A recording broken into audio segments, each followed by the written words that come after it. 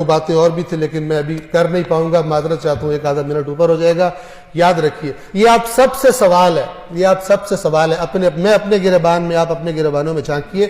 میں کہا کرتا ہوں، ایک مثال دیا کرتا ہوں، اگر کوئی آپ کا نان مسلم غیر مسلم دوست بنے اور کہے میں اسلام سے دلچسپی پیدا ہو گئی ہے میرے دل میں اور میں اسلام کو پڑھنا چاہتا ہوں، مجھے کوئی کتاب دو اسلام کو سمجھنے کے لیے، لیکن کتاب ایسی ہو کہ جس کو ہر فرقہ مانتا ہو، کیونکہ مجھے پتہ چلا ہے کہ تم لوگ مسلمان فرقوں میں بیٹھے ہو، کتاب ایسی دو کہ جس کو ہر فرقہ مانتا ہو۔ آپ کون سی کتاب دیں گے؟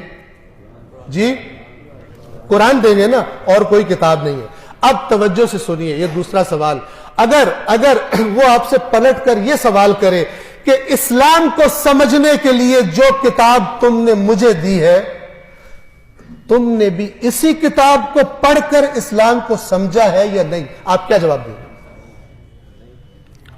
بڑے کم ایسے مرد پیدا ہوں گے جو کہے میں نے اپنا دین قرآن پڑھ کے سیکھا۔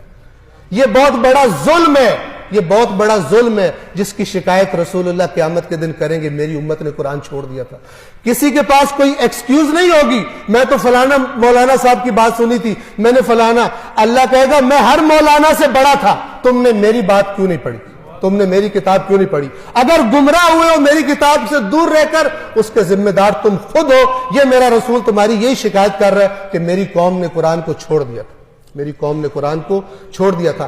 اگر یہ قوم قرآن پڑھنا شروع نہیں کرتی تو پھر اس قسم کے مسخرے اور بندر آ کر اس ممبر پر ناچیں گے، جس طرح رسول اللہ نے بتایا تھا کہ میرے ممبر پر بندر چڑھیں گے، اور یہ پیسے لے لے کر گمراہی اور شرک اور کفر اور 2 نمبر جنت کے ٹکٹ بیچیں گے، اور لوگ سمجھیں گے ہم جو کرپشن بھی کرتے رہے، خدا کی نافرمانیاں بھی کرتے رہے، ہماری جنت پکی ہے۔ یہ وہی بات ہے جو یہودیوں کا عقیدہ تھا، قرآن نے بتایا ہوا، کرپٹ تھے، سمجھتے تھے ہم جنت میں جائیں گے، غیر ذمہ دار ہو گئے، رسول اللہ کے منکر ہو گئے، سمجھتے تھے ہم جنت میں جائیں گے۔ خدا را قرآن مجید کو پڑھیے،